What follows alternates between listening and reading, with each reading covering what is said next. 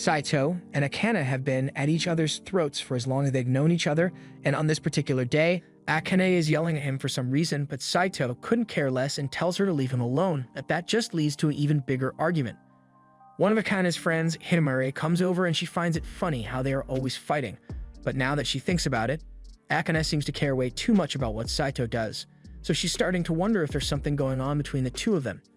Akane is disgusted and denies having any feelings for Saito, because she'd much rather have a roach crawl into your ear and go out with him. And Saito is equally offended by the idea of dating someone like her, so they start arguing some more. Once the school day is over, Saito is on his way back home, but all of a sudden, he gets a phone call from his grandpa. He answers and his grandpa invites him to come have some tea with him at his house. But Saito has better things to do, so he's not interested in going on a tea date with his grandpa. Grandpa reminds him that he already made Saito the heir to his company, so the least he could do is spend some time with his dear old Pop-Pop while he's still alive. But even if Saito still doesn't want to, Grandpa knows a thing or two about kidnapping children, so he has a limo and some of his armed guards pull up beside Saito. Saito briefly considers running out there like a track star, but then he realizes his grandpa is definitely crazy enough to have him shot and sent to the hospital, so he decides to comply. He gets in the limo, and while the guards are driving him, he asks where he is being taken.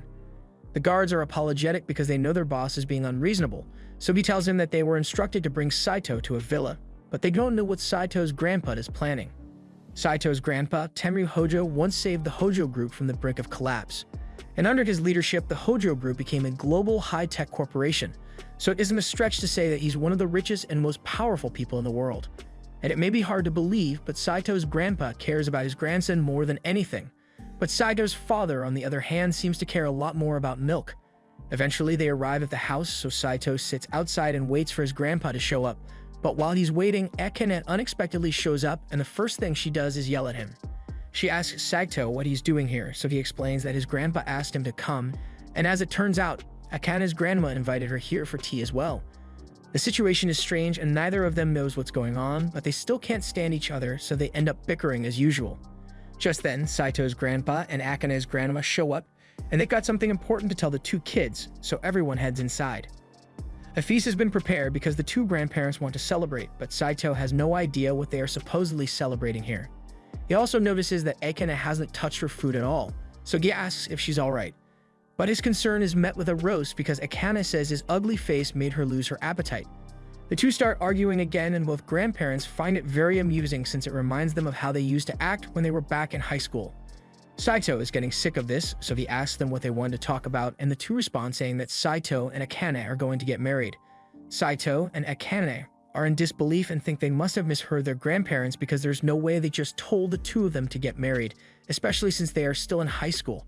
But their grandparents are dead serious about it. Tenryu and Chiyo have known each other since they were kids and were even in love back then, but due to some petty arguments, they ended up drifting apart. Tenryu and Chiyo both ended up marrying other people, but after a lifetime apart, both of their partners are 6 feet under, so the two decided to reconnect, and ever since, Tenryu has been blowing Chiyo's granny back out every night. The point is, even though they are happy with their lives now, they can't help but wonder what could have been had they stayed together as a couple when they were kids. And what better way to relive their youth than to drive their grandkids into it and force the two of them to get married? It sounds like a joke, but they are both fully invested in this plan, and Chiyo expects Akane to give a detailed account of what Saito's back shots feel like later. Akane objects to the marriage because marriage is something that's supposed to be done out of love, not because two old people want to watch their grandkids getting frisky. Plus, Saito points out that it's literally illegal to force kids into marriage, and there's nothing Tenryu or Chiyo can do to make them agree to the marriage. Tenryu had expected that response, which is why he came prepared with some legal blackmail. He signals for the door to be opened and gives Saito an ultimatum. Either he marries Akane or the dog dies. Saito doesn't really care because that's not his dog, but then Tenryu threatens to write Saito out of his will and renounce him as his heir. That's something Saito does care about, so he's starting to think that marrying Akane might not be so bad, but Akane is still strictly opposed because if she's going to get married, and she only wants to do it with someone she loves. Just then, Chiyo calls Akane over, so Akane goes to her grandma's side, and she whispers something into Akane's ear. And whatever she said must have been a serious threat because it sends shivers down Akane's spine. Now that all the blackmail has been laid out, Tenryu says he is giving the two of them 3 days to decide whether they'll get married to each other or not. And then they zoom off so Tenryu can blow Chiyo's back out again. Once their grandparents are gone, Akane asks Sato what they are going to do, but neither of them has made a decision. Getting Gisone would be really bad for Saito, but he needs to have all the details first, so he asks Akane what threat her grandma made so he knows how bad her situation is. Akane gets defensive and refuses to tell him since it's a private matter. Later that night, Akane is laying in bed and thinking about how she has never managed to outperform Saito, and what pisses her off even more is the fact that he always beats her without even trying. She decides to call Himari to ask for advice on what she should do, and after explaining the situation of being forced to marry someone she doesn't like, hypothetically of course, Himari is surprised that stuff like that still happens. Akane asks what Himari would do if she were in the same situation, so Himari tells her that she would have to refuse since she has someone she already likes, and she would never marry someone else. Akane is surprised to hear that Himari has a crush since she has never mentioned him before, but that's just because Akane never asked. Akane asks for the details, but Himari doesn't want to tell her the guy's name for now since she still hasn't confessed to him yet, although she doesn't admit that it's someone from their class. They've talked about Himari's love life enough for one night, so Himari changes the subject and asks Akane if she's in love with anyone. Akane has never had time to fall in love with someone before, and right now the only emotion Akane is feeling is a burning hatred for a certain someone. Since Akane doesn't have a crush or anything, Himari thinks it would be fine if she just got married like her grandparents want. After all, assuming this hypothetical guy isn't a serial killer, they could just live together and split rent and bills, so it would be a great way for Akane to save on living expenses. Although she probably need to give birth to an heir at some point, so she might end up getting non-stop back shots to make that happen, and Akane doesn't think she could handle that. Meanwhile, back at his house, Saito is having a panic attack because he already has a hard enough time dealing with Akane at school, but if they end up married, then he will never be able to escape her constant nagging. Saito's cousin, Shize, can tell that something is bothering him, so she asks him what's wrong, and Saito explains that their grandpa is threatening to disown him if he doesn't agree to his demands. That definitely sounds like something their grandpa would do, so she asks Saito what he plans to do. She's perfectly fine with him giving up his rights to the company if that's what he wants, because even if he ends up becoming a hobo, she will still love him the same. However, she knows that Saito has big dreams, and if he is going to accomplish those dreams, then he will need access to the Hojo Group's resources. Regardless of what he chooses to do, she promises that she will be by his side to help him every step of the way, and Saito is really glad to have her with him. 3 days go by and both Saito and Akane meet with their grandparents because they have made their decisions and are going to get married. Since that has been settled, Saito says he and Akane will file the paperwork for their marriage once they graduated, but that's not good enough for their grandparents because they expect Saito and Akane to be in their life as a married couple immediately. They've even got a brand new house lined up for them, so they drop them off there and drive off. Akane starts freaking out because she can't just suddenly start living with Saito, but Saito is already desensitized to the BS his grandpa pulls, so this doesn't surprise him. The two of them head inside, and if nothing else, this house is actually pretty nice, so Akane thinks living here might actually be fun. Or it would be if she didn't have to stay here with Saito. This place is fully equipped with everything they could possibly need, but there's just one problem: there's only one bed. They call their grandparents to complain about the bed, but they intentionally set it up that way because they want Saito and Akane to sleep together. In fact, they are making it an official rule that Akane and Saito must sleep in the same bed every single night, and Chiyo wishes Akane luck with the inevitable pounding she'll receive. Saito realizes that their grandparents must have set up cameras in order to watch them at night, which is most definitely illegal, but he can't figure out where they put them. However, while Saito is worrying about the cameras, Akane is worrying about having to sleep in the same bed as him. She nervously asks if he really intends to do it tonight, but Saito has no idea what she's talking about, so Akane gets embarrassed and starts yelling because she thinks he's going to double stuff her all night until she can't walk anymore.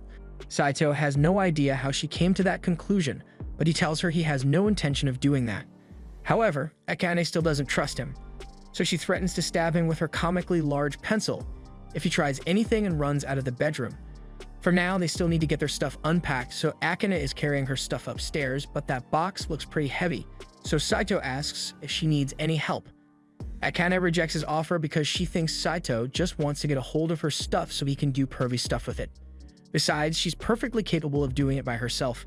If she doesn't want his help, Saito isn't going to force the issue, but after taking a few steps, Akane loses her footing and falls backwards. Thankfully, she wasn't falling with an umbrella, so Saito catches her and she's perfectly safe, but he asks that she be a little more careful because if she ends up getting herself killed, he'd become the prime murder suspect. After everything has been unpacked, Saito finds a meal his grandpa left for him to eat, and Tenryu may be a jerk sometimes, but this is actually pretty helpful. After warming up the pizza, Saito is about to start eating, but Akane smells the food and she's really hungry, but she's too stubborn to ask for a piece. Saito doesn't want her to starve, so he ends up giving her a slice, but she takes it and immediately leaves without even saying thank you. A few minutes later, Saito is ready for bed, so he heads into the bedroom and lays down to go to sleep, but then Akane comes in and he remembers that they have to share the bed. They both agree that they weren't going to do anything, but there's no way Saito can fall asleep like this. To distract himself, he starts a conversation and asks Akane why she agreed to this marriage, but she still doesn't want to give any details about her reasons. This marriage is just a formality, so she's just going to have to put up with it for the sake of her dream, even if it means following their grandparents' weird rules. Saito suddenly realizes that if their grandparents can arbitrarily make up rules whatever they want, then it's only a matter of time before they make a rule about the two of them having kids. Akane realizes he's right, so she freaks out a little, and in the process, Saito accidentally touches her butt, so yet another fight ensues. That brings us back to the present, where Akane reminds Saito that under no circumstances is he allowed to tell anyone that they are married. Saito tells her that he already intends to keep it a secret, but Akane still doesn't trust him because what guy wouldn't want to brag about getting married to her? The next day they walk into the classroom together. Akane is stopped by Himari, whom noticed her talking to Saito outside earlier. Curious, Himari asks what that was about. Akane, flustered and unwilling to reveal their secret, quickly says it was nothing. Himari finds this strange since Akane seemed angry at Saito before. Hoping to end the conversation, Akane lies and says she just told him to stop speaking to her so casually. Meanwhile, Saito sits at his desk only to find Shuzi standing in front of him with a blank expression. She steps closer and sniffs him. Noticing his shampoo smells different, she asks where he slept last night. Saito, wanting to hide his secret marriage to Akane, awkwardly looks away and claims his dad bought a weird shampoo, so he's trying it out. She keeps her dull gaze and remarks it's not just the shampoo, he smells like a girl. Without another word, she leans in and gently bites his neck. Then, as if concluding a mystery, she states he must be married. Saito's eyes widen in shock. Before he can respond, Shize reveals she noticed strange behavior from their grandpa and his company, so she investigated. She even discovered their new house. As she's about to say he married Akane, Saito covers her mouth and rushes her out of the classroom. Takes her up a single flight of stairs and is seen panting heavily. Our boy needs to start hitting the gym. Shize smirks and tells him she has no reason to keep his secret since he never informed her about the marriage. However, she offers to stay quiet on one condition. After some thought, she decides her price. His life will be in her hands from now on. A couple of hours later, Saito slumps at his desk, exhausted after an intense PE class. Just as he starts to relax, Akane and Himari approach him. Akane scolds him for leaving the PE equipment out instead of putting it back in the storeroom. Saito defends himself, explaining that the next class would be using the equipment, so he thought it would help to leave it out. Their bickering escalates, drawing amused looks from their classmates, who have grown used to their banter and find it entertaining. Later that afternoon at home, Saito is reading when he hears Akane scream from the kitchen. Rushing in, he finds her standing in front of the open fridge. She demands to know why it's filled with so many juice cans. Saito calmly explains that he bought concentrated vegetable juice because it's rich in vitamins and will make them healthier. Akane glares at him and then snaps that it won't make them healthier since it lacks proper nutrition. Saito comes prepared, opening the second fridge to reveal shelves stacked with cup noodles. Akane stares in horror before screaming at the top of her lungs. Saito, oblivious to her distress, beams with pride, thinking she's impressed. He confidently explains that her reaction is justified because cup noodles are the ultimate food, cheap, quick, and convenient. Akane glares at the ground, dreading the conversation, and asks where he plans to get his protein. But Saito, ever prepared, grabs a bottle and his trusty tub of protein powder, proudly declaring that humanity invented protein shakes for this exact reason. He mixes one with dramatic flair, adding that the ideal shake balances whey and casein in perfect harmony. Sliding the bottle across the table, he offers her a taste. She looks at him with increasing alarm, asking if he plans to survive solely on cup noodles and vegetable juice. Saito nods, insisting that this is the pinnacle of cooking. Akane, exasperated, retorts that it's not cooking at all, just a sad science experiment. He repeatedly tries to coax her into drinking the shake, but she stubbornly refuses, calling it disgusting. Her expression shifts to one of deep concern as she realizes his diet could kill him. And if he dies, their marriage ends with him. Determined to intervene, Akane declares she'll show him what real cooking looks like. Saito dismisses her, saying he's fine with his protein shake, but she cuts him off and orders him to watch. She quickly dons a cooking apron and gets to work. As she moves around the kitchen, she glances at Saito, seated at the dining table with a blank, almost puppy-like expression. She thinks to herself that he'll be blown away by how good her food tastes. When she finally places the food in front of him and sits across the table, she waits eagerly for his reaction. Saito picks up his chopsticks and cautiously checks the dish for hidden traps such as nails or explosives. Finding none, he takes a bite. His eyes widen slightly as memories of childhood meals flood back and a faint smile appears on his face. Akane, still watching, asks him what he thinks. To her surprise, he says it's just a simple, home-cooked meal, but to him it means everything. Offended, she snatches the plate away, declaring that if it's not good enough, she'll feed it to the dogs. Saito tries to grab it back, protesting that he never said it was bad. Akane, still fuming, snaps that he didn't say it was good either, leaving her seething as they argue over the plate. Saito grabs the plate and starts eating while Akane tries to stop him. Once he's done, he sets the plate on the table, claps his hands in a quick prayer, and leans back, satisfied with his full stomach. The next morning, Akane tries to wake Saito up for school, but he's fast asleep, dreaming about cuddling in bed with his cousin Shizzy. Still caught in his dream, he pulled Akane into bed, mistaking her for Shizzy. After a few moments, she snaps out of it and yells at him to get up. They both get out of bed and Saito apologizes, saying he didn't realize she'd come to wake him for school. Akane, however, tells him she didn't wake him up for school, but to scold him for leaving the dishes unwashed. Since she cooked dinner the night before, she insists it's only fair for him to do the cleaning. Saito responds casually, saying she should just use the clean utensils for now, and he'll do the dishes later when they pile up. This infuriates Akane, and she yells at him to do the dishes immediately. Saito brushes it off, explaining that he's used to cleaning once a month and doesn't see the big deal. Akane is horrified to hear this, her heart skipping a beat at the thought of someone cleaning only once a month. Saito, noticing her reaction, tells her not to be so against the idea of living with trash, claiming humans can coexist peacefully with it. Akane screams back, saying she doesn't want to live with trash. She wants a proper, clean, and beautiful life. It's clear they're complete opposites. Saito doesn't care much for cleanliness and even questions why people take baths so often, while Akane is nearly in tears, unable to believe she's sharing a roof with someone like him. Later that morning, as they walk to school, Saito trails behind Akane, wondering how they'll survive this marriage with such opposing values. That night, Saito is happily playing the new zombie video game that just dropped. He's completely absorbed, blasting zombie heads on screen when Akane walks in, complaining about the noise. She glances at the screen and immediately covers her eyes, disgusted by the gore, and tells him to stop playing. Saito refuses, so they start tugging at the console in a heated argument. In the middle of the chaos, the doorbell rings and Akane lets go of the console. Saito stumbles backward, accidentally turning the game off in the process. Our boy then freezes in shock as he realizes his 12 hours of gameplay has been erased since his dumbass forgot to click on save. Hours later, Saito wraps a towel around his waist and heads to the bathroom for a bath since he can no longer stand his horrible stench. As he steps inside, he freezes again. Akane is already there, her eyes closed, fully naked and unaware of his presence. She doesn't even notice when he enters, so Saito walks out with an embarrassed expression. As he's about to leave the bathroom, he starts thinking it's strange that she didn't notice him at all. He wonders if she might have passed out or something. He steps back into the bathroom and sees her in the same position, eyes closed. She's breathing, so he assumes she's just asleep. Then it hits him. This is how people end up drowning. He calls out to her, trying to wake her up. To his surprise, she just murmurs gibberish. Deciding not to push it, he turns to leave, but her head tilts dangerously close to the water. Saito rushes in and tries to lift her out of the bath, but he isn't strong enough and she ends up falling onto him.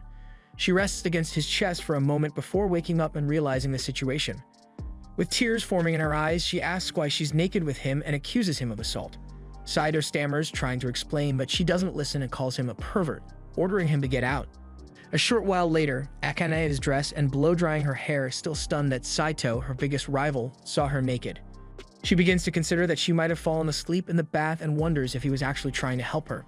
Later that night, Saito is reading in bed when Akane walks into the room, a hint of guilt visible on her face. Feeling bad about how she reacted earlier, she tries to start a conversation and apologize. But Saito, clearly not in the mood, simply says he's going to sleep. That reaction from him hurts her feelings and she starts quietly crying in bed. The next day at school, Himari notices Akane seems down and asks what's wrong.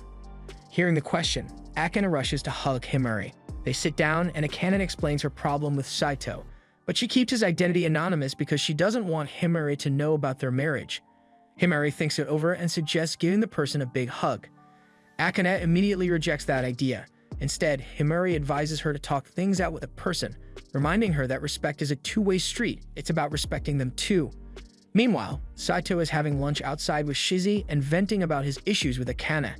Shizzy bluntly suggests they get a divorce, but Saito disagrees, saying he can't give up because he needs to honor the promise he made to his grandfather. Since divorce isn't an option, Shizzy advises him to focus on getting along with Akane. She stands up from the bench and tells him it's not that hard. All he has to do is listen to her, be sensitive, and learn to compromise. Later that day, Saito comes home determined to try Shizzy's advice. But as he opens the door, he sees Akane standing there with an intensely angry expression. Startled, he tries to walk past her, thinking he'll follow the advice later. Before he can leave, Akane grabs his arm, her expression softening as she gently asks if they can talk. Saito assumes she's about to bring up divorce, but to his surprise, she wants to discuss how they can make their marriage work.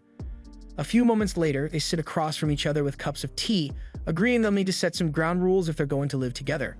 Saito begins by saying he prefers washing his clothes and dishes only when they pile up, but Akane raises her voice slightly, saying she refuses to live such a dirty lifestyle. Hearing that, Saito agrees to do his laundry more often, which surprises Akane since she didn't expect him to be that cooperative. With that settled, Saito asks Akane to allow him to touch her body, but not in the way you think. He just wants her to tolerate the occasional bumping of their bodies at night, clarifying that it's just because the bed is cramped. Akane hesitantly agrees, her face flushed, but she warns him that she won't forgive him if he tries touching under her clothes. Now that they've addressed the basics, Saito suggests they make it a habit to thank each other for even the smallest things, believing it will help them grow closer. Akane agrees but insists he compliment her cooking more. She reminds him of how he previously called her food normal, which she didn't consider praise. Saito, on the other hand, thinks calling it normal should be enough, but he doesn't argue further. Later that night, Akane is on the phone with Himari, telling her they made some small progress in their relationship. She notices Saito approaching and quickly ends the call. When Saito enters the room, he sees her lying on the bed with a deep blush, awkwardly giving him permission to touch her body. But our boy decides to fumble the bag as usual and tells her that he's not going to do that. Over time, things start improving between them. One day, Saito surprises Akane with a thoughtful gift, showing he's willing to put in effort for their relationship. That evening, Akane prepares an extravagant dinner with several delicious dishes. This time, Saito compliments the food, saying it's really good. Akane blushes, locking eyes with him, and shyly says she's glad to hear that. After the meal, Saito takes it upon himself to wash the dishes, but can't stop thinking about how Akane looked at him after his compliment. Just then, Akane joins him in the kitchen and offers to help with the dishes. Saito is shocked since he never thought of her as the type to care about helping out. As she washes alongside him, he starts to see her in a new light. He realizes that while he's only seen her in bad moods before, she's actually really beautiful when she's not angry. One night, Saito is busy reading his favorite book when Akane interrupts him. She tells him she rented a movie that caught her attention. Saito assumes she wants him to move, so he starts to get up, but Akane stops him. Confused, he stares at her, unsure of what she wants.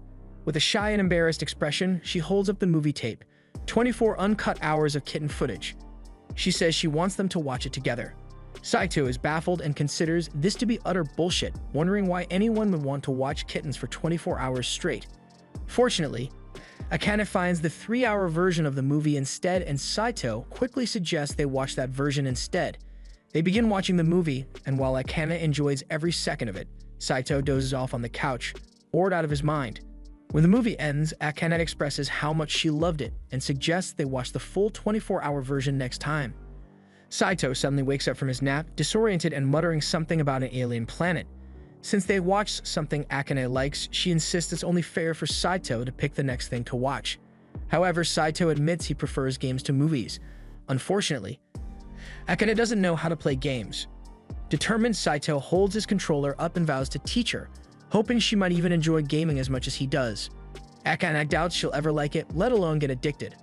30 minutes later, Akane is having the time of her life, celebrating her victory after defeating a game boss.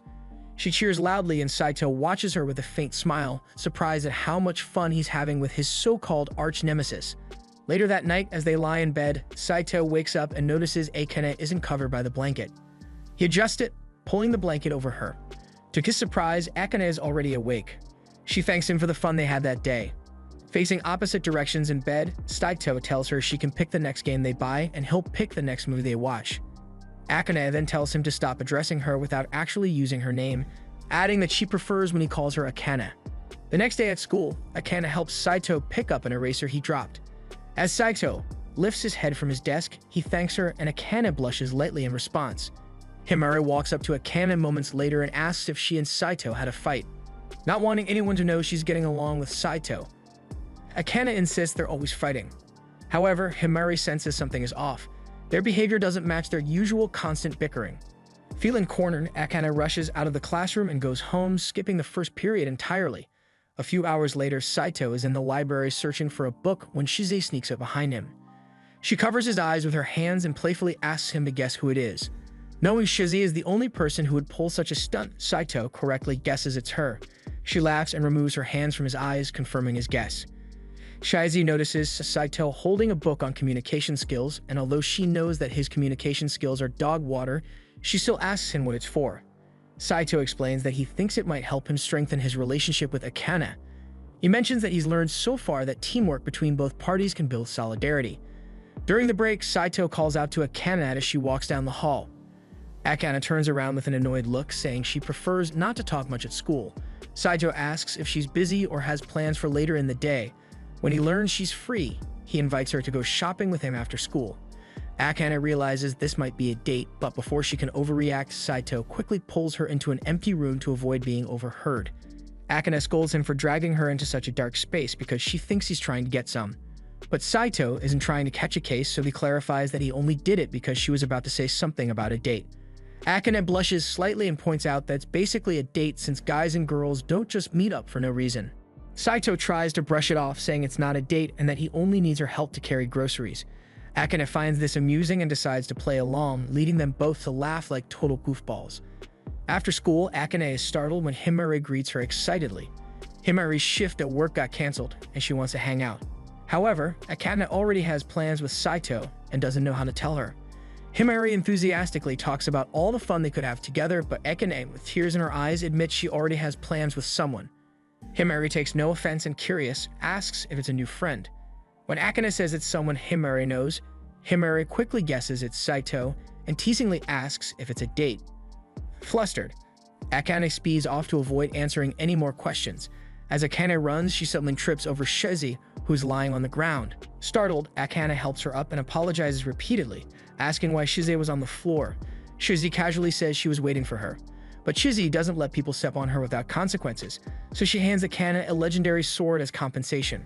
Akane, uninterested, slowly walks away, saying she doesn't care about such things. Before Akane leaves, Shize asks if she plans to build teamwork with Saito and blocks her path until she answers. Akane, not wanting to deal with this, apologizes and runs off in the opposite direction. Later, Akane and Saito walk through the park, both blushing as they approach the supermarket near their homes. Inside, Saito notices they're out of eggs at home and picks up a pack to place in the cart. Akane stops him, pointing out that he should check the price before just adding things to the cart. A few minutes later, Akane discovers the supermarket is holding a limited-time sale, and a crowd has already gathered to grab the discounted items. She tries to push her way through the chaos, but quickly gets shoved to the side. Saito attempts to jump in as well, but he's tossed aside even faster than Akane. Left lying on the floor in shame, they both burst into laughter at how terrible they were at fighting for the sale. Akane stands up, smiling, and declares that she isn't going to give up. Saito gets up too, but he admits he's ready to quit. Akane looks him in the eye and tries to raise him up by insisting he has to come with her. Our boy has successfully been rizzed up, so he blushes and agrees, and then after that, the two walk home together. That night, Akane wakes up to find Saito with his finger in front of her face, about to poke her cheek. She sits up and immediately scolds him, accusing him of planning something as gruesome as gouging a hole in her cheek. Saito denies her accusation and decides to admit he's a total simp by explaining that he couldn't resist poking her cheek because she looked so cute while sleeping. Akane blushes at his response and hugs her pillow. She lies back down and tells him he can watch her sleep, but only for a little while, which is still very creepy. The next morning, they both wake up and greet each other with awkward blushes. Later that afternoon, on their way to school, they pass by a stall selling strawberry cream buns. Akane wants one, so Saito goes to buy it for her. He returns with the pastry in hand, but it's too large for her to eat alone. He suggests they split it, and as they share the cream bun, Himari spots them. She's surprised because she's never seen them together outside school and begins to suspect something is going on between them. Akane quickly denies it, claiming Saito was just stalking her. That night, Akane stays up late studying for an upcoming test. Saito, on the other hand, doesn't see the point in studying. He boasts that he never studies and just memorizes everything from class, even scoring perfectly on the last test. Akane takes this as mockery, throws her pillow at him and tells him to leave. A few minutes later, Saito knocks on her door and hands her a snack, thinking it might help her focus. She opens the door and is delighted to see a strawberry cake. She takes it inside, wondering why he would go out of his way to make it for her. She decides to take one bite and is overwhelmed by how delicious it is. Filled with joy, she eats the cake, knowing the sugar will help her power through the night. Saito prepares more dishes for her, which she eats with a happy smile. The next morning at school, Akane is walking through the halls when she suddenly collapses. Luckily, Himari is nearby and rushes to her side. Himari asks if she's okay, and Akane reassures her that she's fine, just a bit sleep-deprived from studying all night. Himari urges her not to push herself too hard and reminds her that her health is more important. But Akane is more focused on getting the top grade in the class. Himari advises her again, pointing out that she'll never outscore Saito. Despite this, Akane remains determined to surpass Saito in every way. That evening, Saito brings her a late-night snack, only to find her slumped over her desk. Assuming she's fallen asleep, he moves closer but notices her uncomfortable expression. He quickly realizes she isn't feeling well. Saito checks Akane's temperature and sees that it's a worrying 40 degrees. She's clearly burning up from a fever. Akane complains about feeling sweaty and uncomfortable, so Saito grabs a wet rag and carefully cleans the areas where she's sweating the most. As he tends to her, Akane mumbles weakly, talking about how much she needs to study if she ever wants to achieve her dream of becoming a doctor. She explains that her ultimate goal is to help people live long, healthy lives and to be someone who can step in whenever someone is in need. Akane's voice turns quieter as she shares how her parents can't afford to send her to medical school. She reveals that the only reason she agreed to marry Saito in the first place was because her grandmother promised to fund her education if she married him. Hearing this, Saito feels a mix of surprise and admiration. He never knew about this deeply personal dream of hers. Akane's frustration starts to spill out. She vents about how hard she studies every day but can never seem to surpass him, even though he barely puts in any effort and still gets perfect scores. Then, almost as if she's confessing something she had buried for a long time, she admits that she's always admired him, even if she never said it out loud before. Realizing what she just admitted, Akane's face turns red, and she yells at him to forget everything she just said. A few minutes later, Saito checks her temperature again. This time it has climbed to 42 degrees. Alarmed, he decides it's time to call an ambulance, but Akane insists there's no need for that and tells him to just go to bed. He tries calling an ambulance anyway, but can't get through. Seeing no other option, he picks her up in his arms and tells her he won't just stand by while she's suffering. As he carries her outside, Akane looks at him with surprise. She never thought he had the strength to lift her so easily. She jokes about him being stronger than she thought he was. Bro will hold onto that compliment for the rest of his life. That aside, Saito decides to use this precious moment to bring up the dream she mentioned earlier. At first, she assumes he's about to roast her about it, but instead he tells her that he believes in her. He's confident she'll achieve her dream because she's someone who never gives up no matter how hard things get. While running toward the hospital, Saito reflects on their unusual marriage. Though he initially disliked her, he finds himself thinking that maybe this marriage could end up being something wonderful after all. The scene shifts to the following morning. Akane wakes Saito up by leaning over him with a playful smirk and a mock death threat. She quickly laughs it off, saying he should be grateful she woke him up in time for school. Saito groans, realizing she's back to her usual antics. It turns out Akane only had a bad cold that day, and a week later, everything has returned to normal. At school, Saito's day starts with Himari approaching him to congratulate him on his perfect test score. She even flirts with him a little, but her attempts go completely over his head. Not long after, Akane walks up to him with a deadly serious look in her eyes. For a second, he braces himself for a scolding, but her expression softens into a blush. She reminds him that he has a wife and warns him not to get too close to other girls. As she turns and walks away, Saito can't help but smile to himself. Watching her, he thinks that maybe he really does have the cutest wife in the world. Before they head into class, Akane gives Saito the lunchbox she made for him. She is upset that he forgot to bring it with him and thinks he doesn't like her cooking, but on the contrary, Saito says he loves Akane's cooking, so it really was just an accident that he forgot it. They head into class, and when lunchtime arrives, the two of them prepare to begin eating. But before Saito could take even a single bite, Shizi comes over and says she's hungry, so is his little sister. She demands to be given his entire lunch. Saito reminds her that she already had 3 bowls of rice. But Shizi doesn't care about the food she ate before. All that matters is that Saito has food, and she wants that food. Everyone in class decides to butt in on the argument, and since Shizi is cute, They all take her side and tell Saito to let her have some of his food. Saito eventually caves and lets Shizi sit in his lap so she can have a little bite of his food. But all of a sudden, Himari walks over, and the first thing she notices is that Saito and Akane's lunches look the same. They may be arranged differently, but they got the exact same ingredients, so it's almost like Akane made Saito's lunch for him. She jokes that the two of them must be going out with each other after all, but they both deny it immediately. In fact, they were a little too quick to deny it, so all their classmates start getting suspicious that something might actually be going on between the two of them.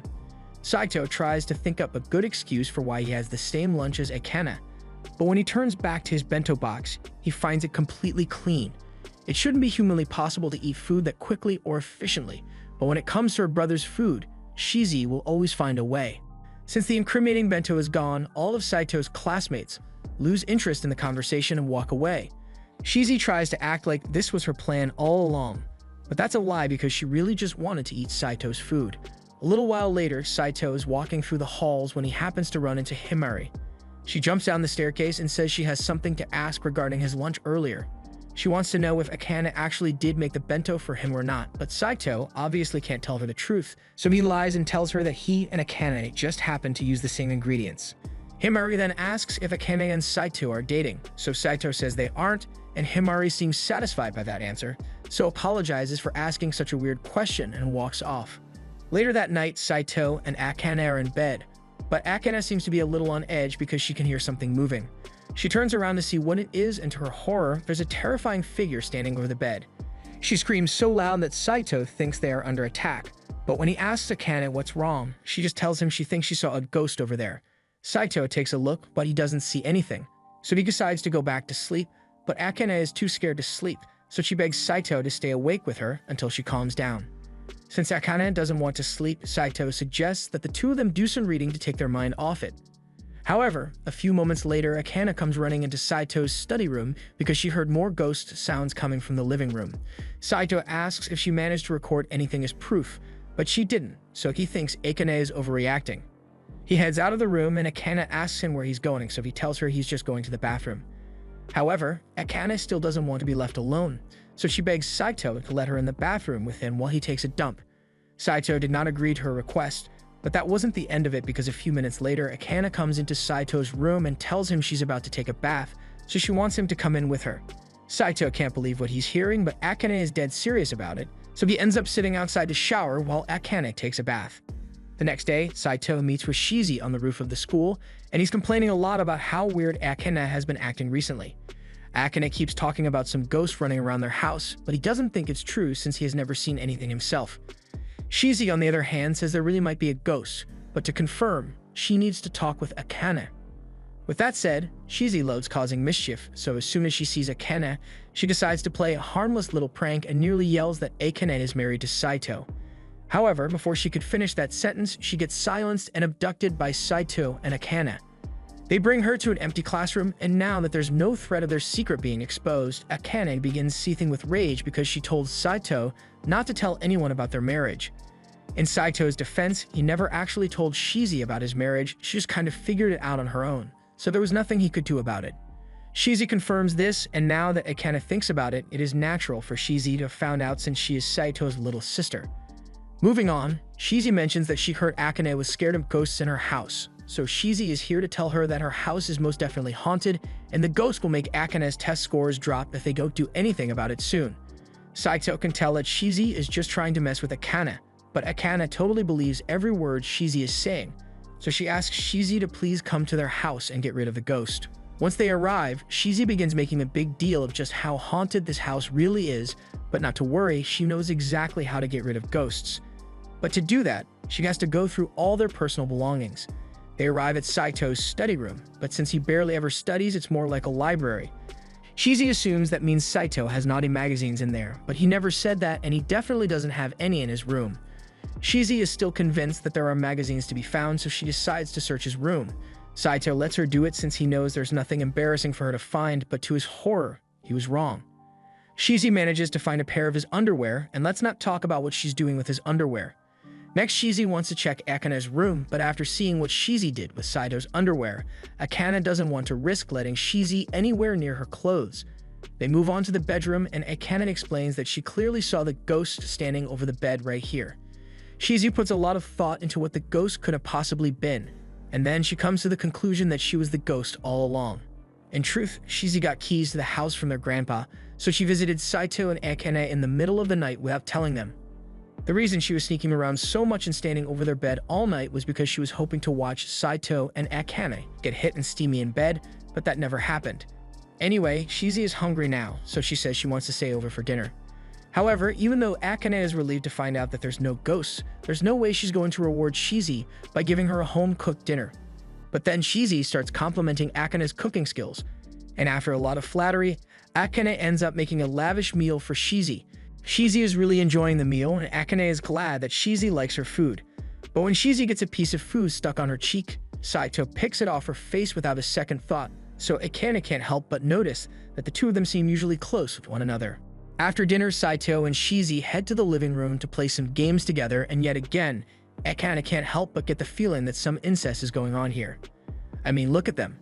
Saito can tell that Akane is slightly mad about something, and while she is a little bit jealous of how close Saito is with Shizi, she won't admit that, so she yells that she's not mad at all. Saito is really confused and doesn't know what Akane could possibly be upset about, but he doesn't want to stick around to find out, so he says he's going to take a bath. Shizi gets up as well and says she'll follow him. But this is where Akane draws the line, since Shizi is pretty much the same age as Saito, so there's no way this is okay. Shizi says she and Saito always bathe together, so it's not a big deal, although as far as Saito remembers, the last time he had a bath with Shizi was before he moved in with Akane. Akane has heard enough at this point and declares that the two of them are not allowed to bathe together in this house, no matter how natural they think it is. A couple hours later, Saito is lying in bed when Akane comes into the bedroom. She asks where Shizi is, so Saito tells her that Shizi is still playing games in the living room. Akane is relieved, since that means she can finally talk with Saito in private. Saito has no idea what she wants to talk about, but he's willing to listen, so he puts his book down. The first thing Akane wants to talk about is that cat game he was playing with Shizi. Saito usually never buys cat games, so if she had known that he bought a cat-themed game for her sake, then she would have asked to play with him. Saito says he didn't bring it up because he knew how much Akane wanted to study, but even so, Akane would have gladly taken a break to play with him. Also, she wishes she could have played it before Shizi did, but Saito has no idea why that would be important to her. He asks if there's a special reason behind it, but Akane just gets embarrassed and yells that for someone so smart, Saito can be really dumb at times. Yelling at Saito somehow made Akane feel a lot better, but there's still one more complaint she has. She tells Saito that she thinks he pampers Shizi a little too much, but again, Saito thinks it's perfectly normal. Besides, Shizi is blood-related. All of a sudden, Akane feels a hand grab her ass, and Saito feels a hand drifting dangerously close to his meat, so both of them are getting really mixed signals right now. They both deny doing anything, and a few seconds later, Shizi pops out from underneath the covers, and it turns out she was just messing with him again. She says she is going to spend the night in their bed so she can be next to Saito while she sleeps like always. Again, Akane can't believe that Saito always sleeps with Shizi, but Shizi really enjoys lying next to her brother. Akane gets to have it all to herself most of the time anyway, so one day with Shizi shouldn't be a problem. Akane tries to explain that she only sleeps with Saito because their grandparents forced her, but Shizi assumes Akane just wants to be alone with Saito, so she offers to sleep on the floor instead. However, Akane doesn't want Shizi to misunderstand anything, so she says they should all sleep together after all. Later that night, Shizi turns to Akane and tells her that she needs to be more direct about her feelings for Saito. Akane tries to act like she doesn't know what Shizi is talking about, but Shizi could clearly see that Akane was jealous of how much Saito was pampering her. Although Saito is really dense when it comes to things like this, so he will never figure it out unless Akane tells him herself. Shizi continues, saying she's glad Saito has someone like Akane around, since she was worried he might end up alone for the rest of his life. But when Akane asks Shizi to explain what she means, Shizi just goes to sleep. Himari meets up with Akane at a cafe, and the first thing she does once they get seated is ask Akane if she likes Saito.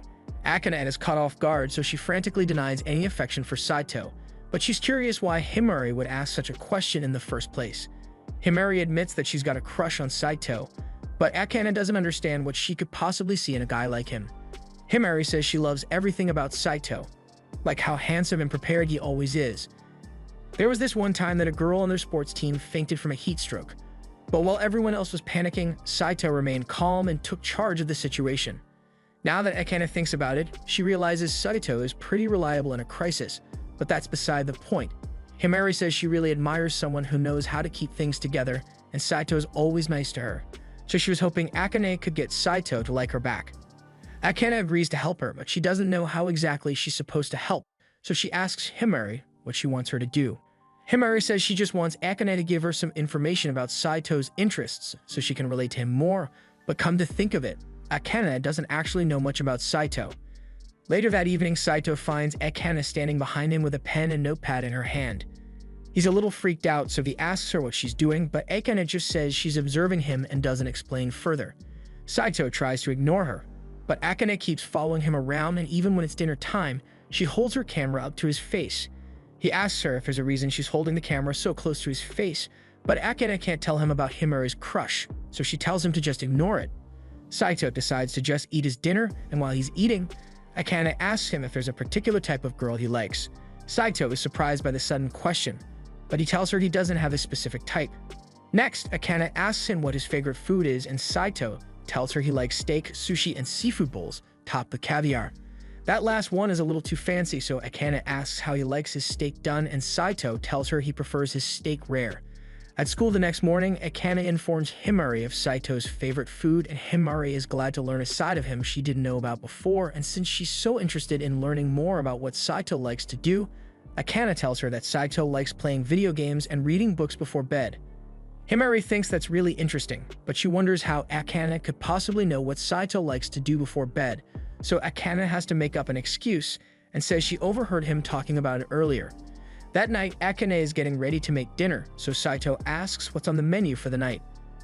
Akane tells him she's going to make fish, so Saito is really disappointed.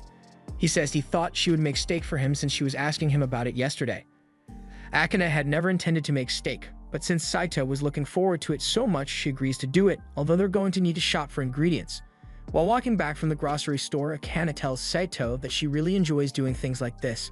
It makes her feel kind of nostalgic because she used to go shopping with her mom when she was little, but Saito can't relate to that. When they get home, Akane prepares the steak for Saito just like she promised, and when Saito takes his first bite, he just kinda stares at the plate for a second in shock. Akane thinks Saito must hate the steak she prepared, but he tells her it's actually so good that he wishes he could eat it every day. Akane can't believe Saito is giving her such high praise for her food, but she's happy about it. So she says she'll make as much amazing food as Saito wants. But as she says this, she gets a bit too close to Saito's face, so they both get embarrassed. The next day at school, Himari approaches Saito at his desk and asks him if there's a particular type of girl that he likes. She says she heard that Saito doesn't have a particular type, but she just wants to confirm for herself. First of all, Saito asks her where she got that information, but Himari doesn't want to reveal that she got Akane to ask him, so she pleads the fifth. Anyway, about her question, Saito says he doesn't agree with the whole categorizing people into types thing. He would never know if he wanted to go out with someone unless he got to know them first. It's answers like that that make Himari love Saito so much. A lot of guys often ask her out without knowing anything about her, and when she asks what they like about her, it's almost always about her chest size. Saito admits it must be rough for pretty girls like her to have to deal with that, but Himari can't get over the fact that Saito just called her pretty. Saito doesn't get why she's so happy about being called pretty because it's pretty obvious that she's attractive. Once Himari has calmed down, recounts that Saito said he wouldn't know if he liked someone until he got to know them well enough, and since that's the case, she whispers in his ear and asks if he thinks he could fall for someone like her. Saito is caught off guard by her question and asks if she's being serious, but Himari gets embarrassed, says she was only joking, and runs off. Later that day, while Saito is playing games in the living room, Akane sneaks into his room and starts snooping around for information to give Himari. But just when she finds Saito's diary, Saito comes in and spots her. She immediately becomes defensive and yells that she's not funneling information about him to anyone, but Saito has no idea what she's talking about. And even if she's snooping around in his room, it's not like he has any secrets worth looking at. In that case, Akane asks him if he can recommend one of his favorite books to her, and Saito is more than happy to oblige.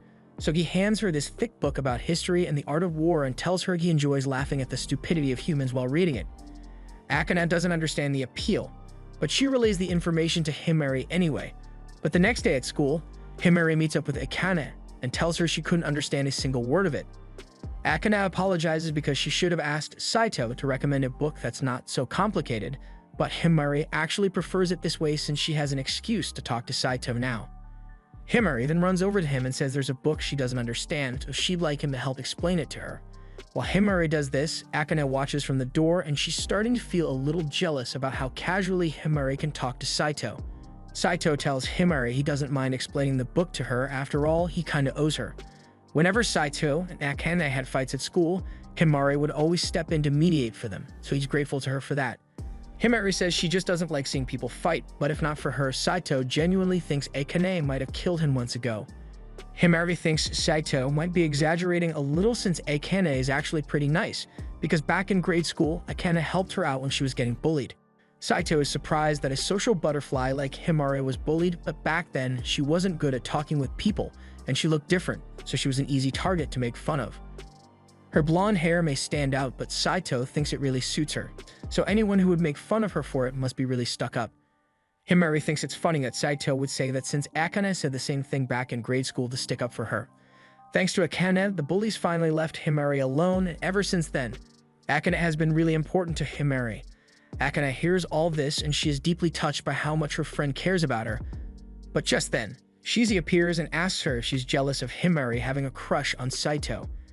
Akane denies being jealous and says she's just surprised by Himari's feelings, but Shizi tells her Himari's feelings are in no way new. Himari has had a crush on Saito ever since their first year of high school here. Honestly, Shizi is surprised Akane never noticed because Himari gets along really well with Saito. In fact, they look like they'd be the perfect couple if they started going out. Akane starts looking a bit uncomfortable at the thought of Saito and Himari as a couple, so Shizi asks her if she's hoping Saito and Himari don't start going out, but Akane doesn't have an answer to that. After school that day, Himari meets Akane outside to thank her for all her help since she got to spend the day talking with Saito about the book. She is really happy, so she offers to buy Akane a strawberry parfait to show her gratitude.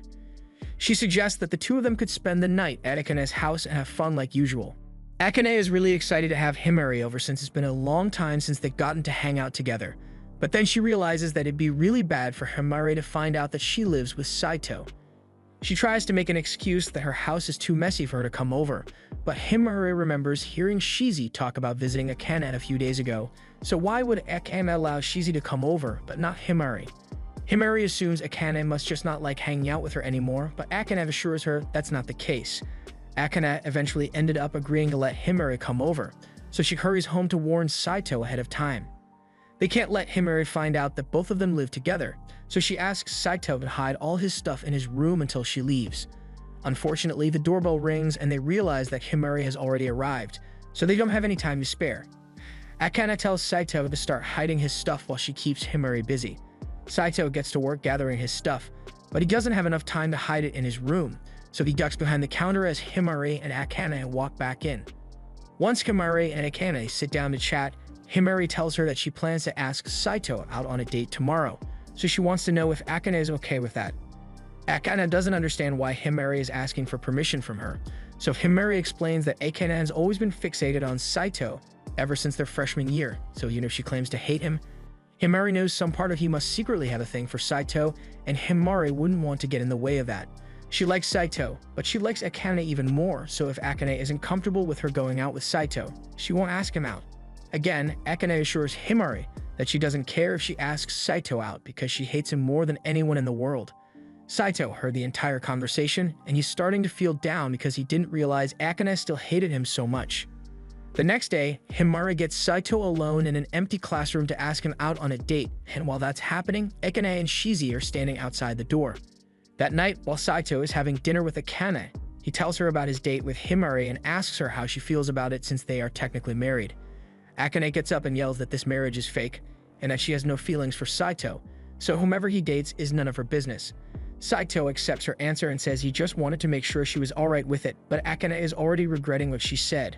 The next morning, Saito gets dressed and is about to head out the door, but Akane is starting to feel really uncomfortable about this date. She asks him if he's really going to go, and Saito plans to, unless of course Akane says she wants him to stay. Akane tells him he can do whatever he wants, so Saito starts walking out the door, but before he leaves, Akane grabs him from behind and says she doesn't want him to go after all. She can't explain why, but the thought of him having fun with another girl makes her really sad, and even if it was a forced marriage, he's still her husband, so she won't let him cheat on her. Saito smiles after hearing this because that's exactly the kind of reaction Saito was hoping to get. He tells Akane he actually turned Himari down when she asked him out, so he's been lying about having a date this entire time, and now he knows for sure that Akane cares about him. Anyway, since he's dressed up already, he invites Akane out to do some shopping with him to make up for the prank he played on her. The following day at school, Himari greets Saito as usual, and he's surprised that she's acting so normal even though he turned her down.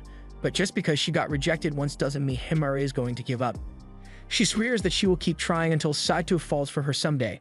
But now that Akane has acknowledged her feelings for Saito, she's not going to sit by and let Himari steal him from her. Himari wasn't joking when she said she wasn't giving up on Saito because the very next day she gives him a homemade lunch at school. She heard that Saito really likes steak, so that's what she made for him. However, Saito declines because he already brought his own lunch. She still insists that he at least try some of the lunch she made because she worked really hard on it, and the rest of Saito's classmates end up pressuring him into it, so Saito says he will take a bite. Himari is happy that Saito agreed to eat her lunch, so she feeds him a piece. And after taking the first bite, Saito realizes that the steak she made is actually delicious, so he continues eating it. Akane gets upset that Saito is enjoying Himari's food so much, and even though Himari doesn't understand why Akane would be jealous, she tries to make her feel better by feeding her as well, and Akane gets embarrassed. Later on in the day, Himari approaches Saito again and tells him she's been having a hard time with math class recently, so she was hoping he would tutor her. Saito doesn't see a reason to object, so he agrees to help her study, but then Himari suggests that the two of them can study at her place, and her parents won't be home, so it'll just be the two of them. Saito tells her to quit joking around since that sounds a lot like a date to him. But that's exactly what Himari was going for. After all, she made it very clear that she was going to keep flirting with Saito until he falls in love with her. However, Akane won't stand for this. She could let Himari feeding Saito slide, but there's no way she's letting Saito spend that much alone time at Himari's place. But since she can't explain why she's jealous, she warns Himari that Saito might try to do pervy stuff to her if they are alone. But Himari was actually hoping Saito would do something like that. Akane is now even more against letting Himari have alone time with Saito, so as a compromise, Himari suggests that Akane joins the tutoring session as well. After all, if the two smartest people in class tutor her, then she might be able to get third place on the next exam.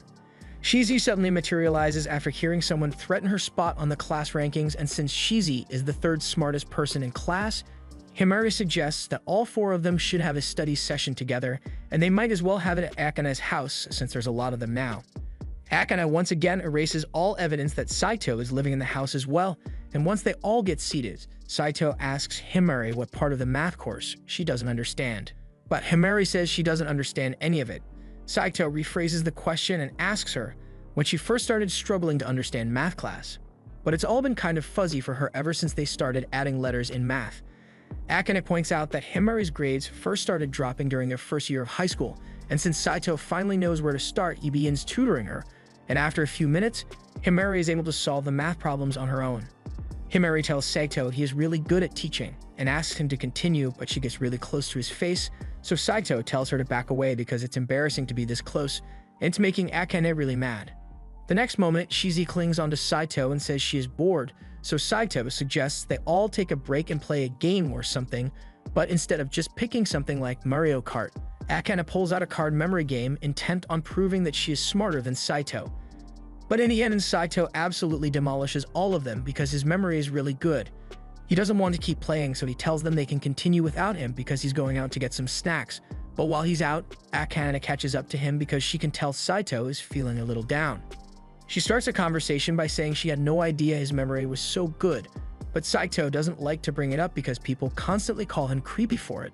Everyone in the Hojo family is born with one of their traits. Max, for example, Shizi is able to calculate huge amounts of data in her head, while Saito has an impossibly good memory. And because of his memory, he sometimes memorizes insignificant personal details about other people, making people think he is a stalker or something. She tells Saito that his memory isn't creepy at all, and in fact, she would love to have an ability like that since she wouldn't have to study so much, and she'd be able to remember things about the people she cares about. The two eventually return home after buying the snacks, but to their horror, when they get back, they find Himari and Shizi playing video games on Saito's console. So Akane has to make up an excuse for why it's there, and Saito asks Akane why she didn't hide it away earlier. Anyway, they all sit down to have some snacks, and Himari thanks Saito for his help since she feels like she understands math a lot better now. Saito says tutoring her was fun for him since Himari catches on quickly, so he'd be happy to help if she ever needs tutoring in the future. Himari is happy to hear that because she was actually hoping she could have another study session with him, and maybe next time, they could do it at his house instead. Saito chokes up at this a little since this is technically his house, so he tells her she can't come over. Himari thinks it's cute how flustered Saito is, so she tries getting closer to him, but in the process, she accidentally knocks over her cup of tea and stains her shirt. Saito instinctively runs over to the drawers to get a towel for Himari to dry her shirt, and Himari is grateful, but she asks how Saito knew where the towels were. Saito tries explaining it away by saying he just guessed, and Himari doesn't question it since Saito is really smart. Anyway, she needs to go take care of the stain on her shirt, so Shizi leads her to the bathroom, and while she's gone, Akane gets upset with Saito and tells him this is all his fault for agreeing to tutor Himari. Saito says there's nothing wrong with helping a friend study, but Akane is jealous because Saito has never offered to help her study before. However, that's straight up false because Saito clearly remembers trying to help Akane study once and she yelled at him for it.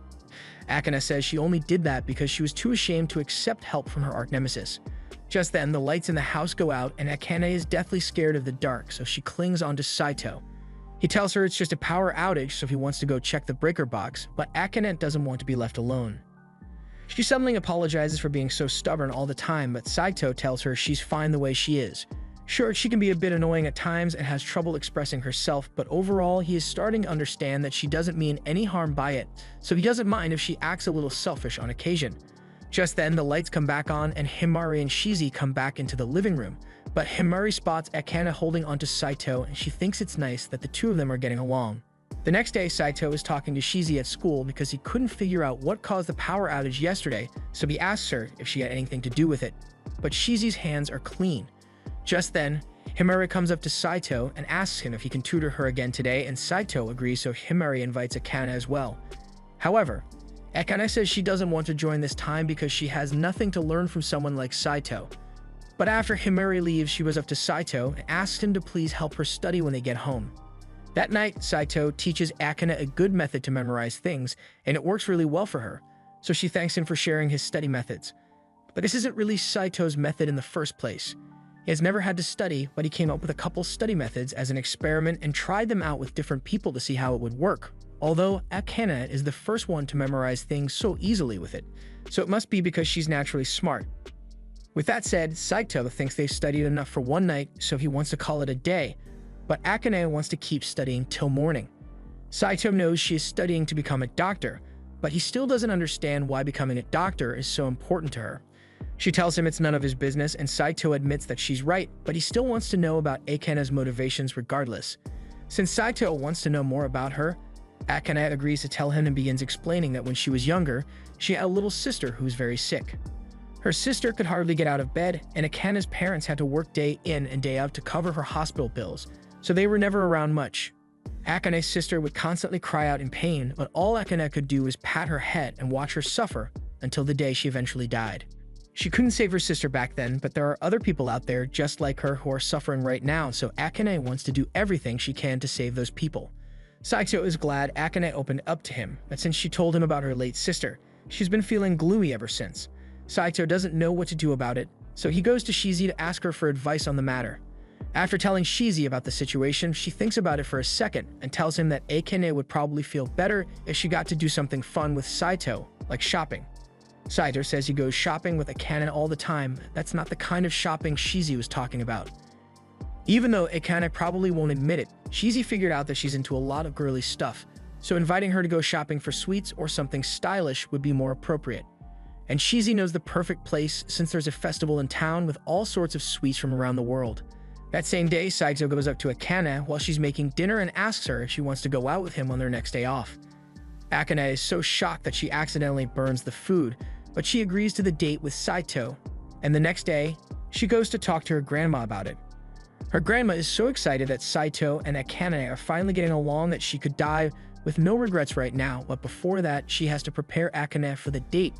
So she brings her to a hidden closet full of clothes she had been gathering for the day Akane falls in love, but Akane denies being in love with Saito.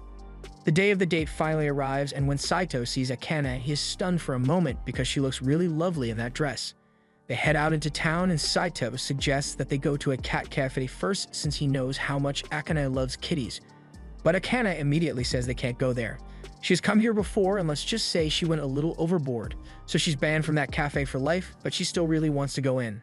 Since the cafe isn't an auction, Saito takes Akane to a karaoke room, but Akane starts freaking out because she thinks Saito is going to try something now that they are alone. Saito reminds her that they literally sleep in the same bed every night, so if he was going to try something, he would have done it a long time ago. Akane picks out a song for them to sing, and they actually have a lot of fun singing together, and afterwards, Saito takes her to a lemonade store that he thinks she'll like. Akane gets a strawberry lemonade, and Saito was right because she really does love it. She has had a lot of fun today, but she's curious why Saito asked her out in the first place, since he always does things for a reason. Saito admits that he was trying to make her feel better because he made her remember some painful memories, and Akane is surprised since that was awfully considerate of him. In return, she says Saito can pick a place he wants to go to next, and she'll tag along with him. But she soon regrets those words because Saito takes her to a supplement store. As soon as they walk in, a big buff dude offers Saito a platter of supplements, and he immediately starts scarfing down as many as he can, and he looks like he's really enjoying himself. After Saito bought all the supplements he needed, he and Akane start walking home, but along the way, Akane spots a ring that she really likes in one of the shops. Saito tells her she should get it for herself if she really likes it that much and Akane wants to, but it's too expensive for her to afford. Saito takes a look at the price and it really is expensive, but Akane says she'll just have to wait until she starts working and can afford to buy it for herself. Although by then someone else would probably have bought the ring. They continue walking home, and Akane thanks Saito for asking her out today because she really does feel a lot better. This was the end of episode 6. Subscribe to not miss the next part.